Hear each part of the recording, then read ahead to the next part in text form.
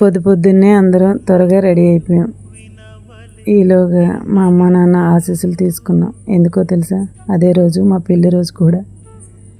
So అలా అందరం 5 o'clock కల్లా రూమ్ నుంచి బయటికి వచ్చేసాం. అలాగే స్వామివారికి నామాలు పెట్టుకొని దర్శనం చేసుకోవడం ఆనవాయితీగా చెప్తుంటారు.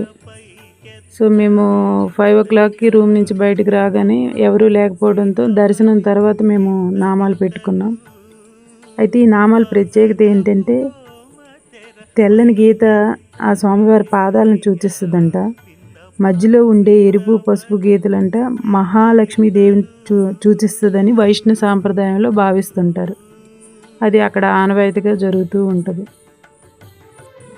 అలా మొత్తానికి క్యూలో చేరుకున్నాం. తర్వాత నన్ను అక్కడ చాలా ప్రత్యేకంగా చూశారు అందరూ. ఎందుకంటే నా ట్రెడిషనల్ లుక్ అలా అందరికీ నచ్చింది. ఒక ఆంటీ గారు అయితే అమ్మవారిలో ఉన్నామని ఆశీర్వదించారు. చాలా హ్యాపీ అనిపించింది. ఆ రోజు యాక్చువల్ భోజనం చేయకూడదు అనుకున్నాను, కానీ తర్వాత ఆకలేసింది. సో ఎవరైనా పొగిడితే హ్యాపీగా అనిపిస్తుంది కదండి. అది నిజమా కాదో తర్వాత విషయం, మనకి ఆ ఆనందాన్ని వేరేగా ఉంటుంది. సో అలా ఫ్యామిలీ మెంబర్స్ అందరితో హ్యాపీగా క్యూలో వెళ్తూ ఫొటోస్ తీసుకున్నాం. అయితే చాలామందికి డౌట్ ఏంటంటే, క్యూలో వెళ్ళేటప్పుడు అంటే యాక్చువల్గా దర్శనంకి వెళ్ళేటప్పుడు ఫోన్ తీసుకువెళ్ళకూడదు కదా అని. నో ప్రాబ్లం అండి, తీసుకెళ్ళొచ్చు. మీరు అక్కడ కౌంటర్స్ ఉంటాయి, కౌంటర్లో ఇచ్చాక రిసిప్ట్ ఇస్తారు, మళ్ళీ మీరు బయటకు వచ్చాక తీసుకోవచ్చు. అలా హ్యాపీగా స్వామివారి దర్శనం కంప్లీట్ అయిపోయింది. ఆ గోపురం దగ్గర అందరూ మంచిగా పిక్స్ తీసుకొని తర్వాత రూమ్కి వెళ్ళి కొంతసేపు ఫ్రెష్ అయ్యాం. మరలా తిరుమల నుండి తిరుపతికి బయలుదేరాం. మార్గ మధ్యంలో ఆంజనేయ స్వామి దగ్గర కొన్ని పిక్స్ తీసుకొని, అలాగే మా చెల్లి మరిది అక్కడ కొన్ని స్వీట్స్ మాకు తినిపించారు. యాక్చువల్గా మనం తిరుమల పైన యానివర్సరీలు కేక్స్ అలాంటివి చేయకూడదు కదండి.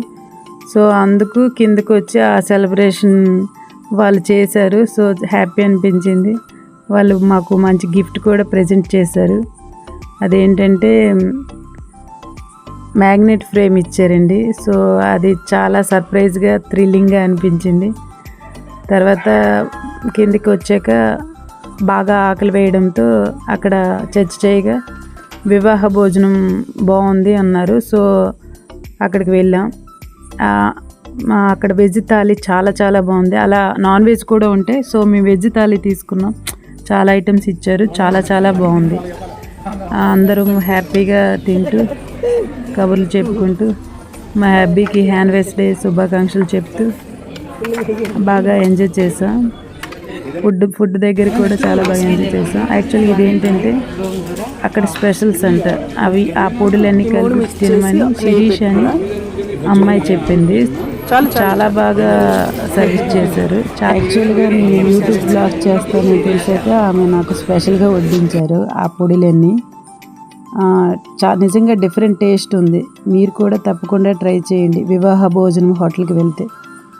చాలా బాగుంది. బిల్ వచ్చింది. అక్కడ ఒక ఫన్ క్రియేట్ అయింది. యాక్చువల్గా నా యానివర్సరీ కనుక నాకు ట్రీట్ అడిగారు. సో మా నాన్నగారిని నేను అడిగాను, నాన్న నాకు గిఫ్ట్ ఏమి ఇస్తారు అని. అయితే అక్కడ ఒక టైం పెట్టుకున్నా. ఏంటంటే ఒక గేమ్లా పెట్టుకున్నా.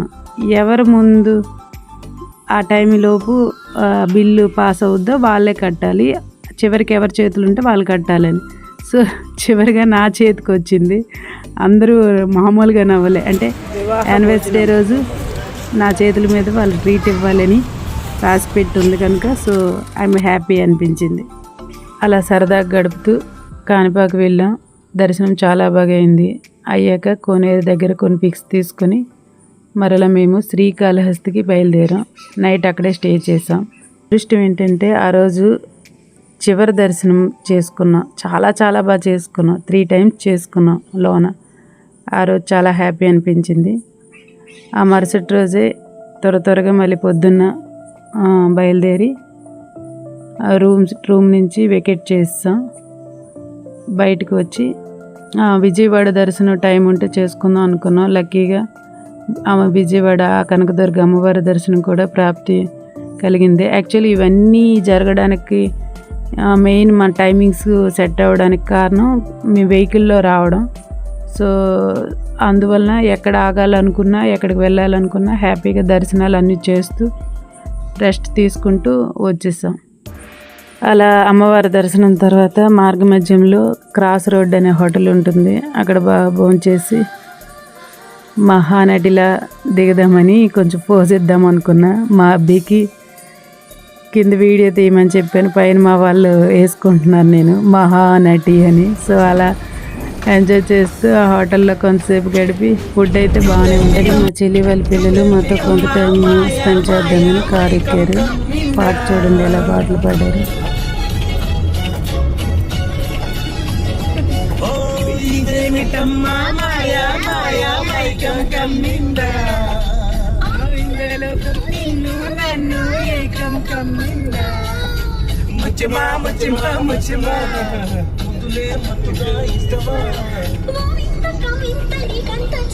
ప్రీతమా ప్రీతమా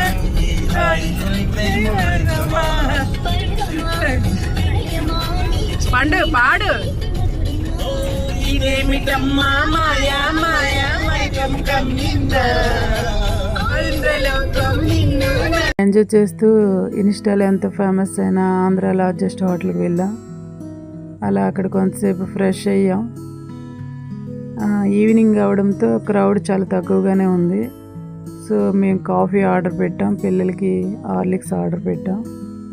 ఈలోపు కబుర్లు చెప్పుకునేలోగా మా చిట్టి తల్లి చూడండి స్పీడ్గా వస్తుంది. మా పెద్దమ్మలు ఏం ఆర్డర్ పెట్టారని మాటలు చెప్పుకునేలోగా కాఫీ వచ్చేసింది. మా హబ్బీకి చీర్స్ చెప్పి పిల్లలకి హార్లిక్స్ ఆర్డర్ పెట్టాం. సో వాళ్ళు దాన్ని ఎంజాయ్ చేశారు. మా చిట్టి తల్లి చూడండి ఎలా జరుగుతుంది. సో అలా కొన్ని పిక్స్ తీసుకుంటూ అలా మా తిరుమల ప్రయాణం చివరి దశకు వచ్చేసింది. మా చిట్టి తల్లికి పండుగడికి బాగా చెప్తూ, ఎందుకంటే వాళ్ళు కాకినాడలో ఉంటారు.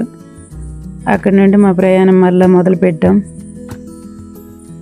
ఇదేంటి ఫ్రెండ్స్, మీ అరుణ్దీప్ వ్లాగ్స్లో part 1, part 2, part 3 Tirumala updates upload చేశాను. ఈ వీడియోస్ కనుక మీకు నచ్చితే లైక్ అండ్ షేర్ చేసి మీ సపోర్ట్ నాకు ఇస్తారని కోరుకుంటున్నా. ఇలాంటి మరిన్ని వీడియోస్ కోసం మా ఛానల్ని సబ్స్క్రైబ్ చేసుకుంటారని ఆశిస్తున్నా. Thank you for watching.